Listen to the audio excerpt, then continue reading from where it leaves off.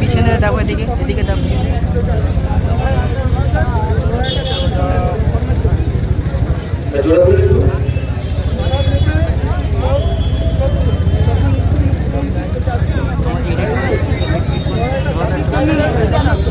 ব্যাপারটা হচ্ছে ওরা তো চাইছে ধর্মীয় বিভাজন করে ক্ষমতা টিকে থাকে। যে প্রতিশ্রুতিগুলো দিয়ে কেন্দ্র সরকার ক্ষমতা এসেছিলেন, 2 কোটি চাকরির কথা, বেকারত্ব কমাবে, ব্যর্থ হয়েছে। ডলার আর টাকার দাম সেম হয়ে যাবে, কিন্তু দেখুন স্বাধীনতার পর থেকে রেকর্ড টাকার দাম পড়ে গিয়েছে। বেশি টাকা দিয়ে ডলার কিনতে হচ্ছে।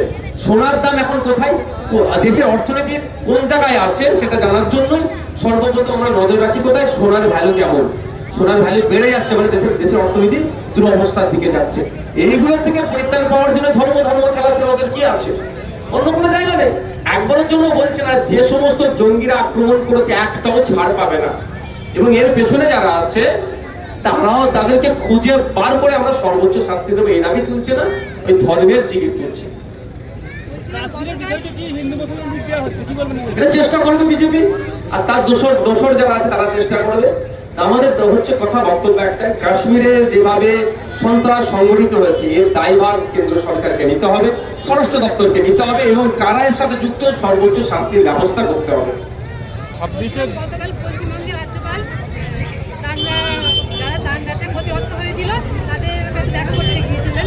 তিনি কিছু সম্প্রদায়ের লোকের সঙ্গে দেখা করেছিলেন, বাদ বাকি কিছু সম্প্রদায়ের লোকের সঙ্গে যায়নি। এমনকি ন্যাশনাল চ্যানেলও তাদের কাছে যায়নি।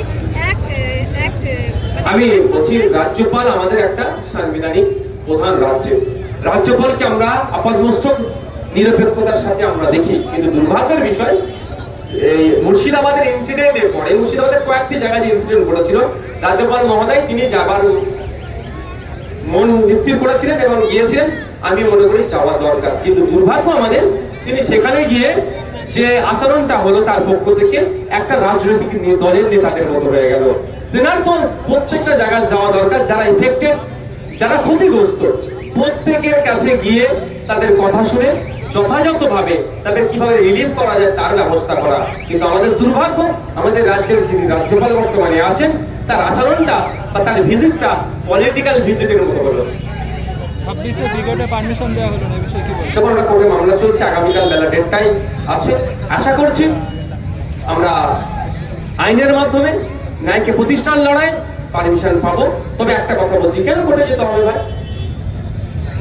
রাজনৈতিক দলের প্রোগ্রাম করছে, ভিন্ন ধর্মীয় প্রোগ্রাম হচ্ছে, সেখানে অসুবিধা নাই, এই প্রোগ্রাম করে কোর্টে যেতে হচ্ছে কেন? কারা মধ্যখান থেকে ফুসলাচ্ছে, কারা এটাকে ভিতর থেকে আটকানোর চেষ্টা করছে, খুঁজে বার করতে হবে। সাপ হয়ে কামড়াচ্ছে, ওঝা হয়ে ঝাড়ছে, ঠিক যেভাবে বলছে দিল্লি গিয়ে আন্দোলন করো, বলছে অকাপের বিরুদ্ধে আছি, দিল্লি গিয়ে আন্দোলন করো, যেভাবে হচ্ছে ঠিক এখানে দেখুন কেউ কলকাঠি নেড়েছে যে ওখানে পারমিশন না পায়। বলছিলাম, যেমন মুর্শিদাবাদ দাঙ্গা নিয়ে ন্যাশনাল চ্যানেলগুলো বিভ্রান্তি ছড়িয়েছিল, তেমন এই কাশ্মীরে যে জঙ্গি হামলায় ইনজুরেড হয়েছে সেটা নিয়েও ন্যাশনাল চ্যানেলগুলো বিশেষ করে হলুদ মিডিয়া বলা হয়, গদি মিডিয়া বলা হয়। দেখুন, মিডিয়া স্বাধীনতা দিয়ে আমাদের দেশের র্যাঙ্ক 159 আউট অফ 175 or 180, 180টার মধ্যে 180টি দেশের মধ্যে আমাদের মিডিয়া স্বাধীনতাতে 159। যেমন আমাদের দুর্ভাগ্য, ঠিক একইভাবে এশিয়া মহাদেশের মধ্যে ফেক খবর ছড়ানোতে আমরা টপ 3-এর মধ্যে আছি। এটা আমাদের দুর্ভাগ্য। আমরা তথাকথিত বলি গণতন্ত্রের চতুর্থ স্তম্ভ মিডিয়াকে, আজকে দুর্ভাগ্যের বিষয় মিডিয়াও জানো এই প্রোপাগান্ডায় সামিল হচ্ছে। সেই সমস্ত মিডিয়াদেরকে আমরা ধিক্কার জানাই, যারা দেশের সার্বভৌমত্ব, দেশের সম্প্রীতি, দেশের ঐক্য বিনষ্ট হয়ে যাবে তাদের খবর পরিবেশনের মাধ্যমে।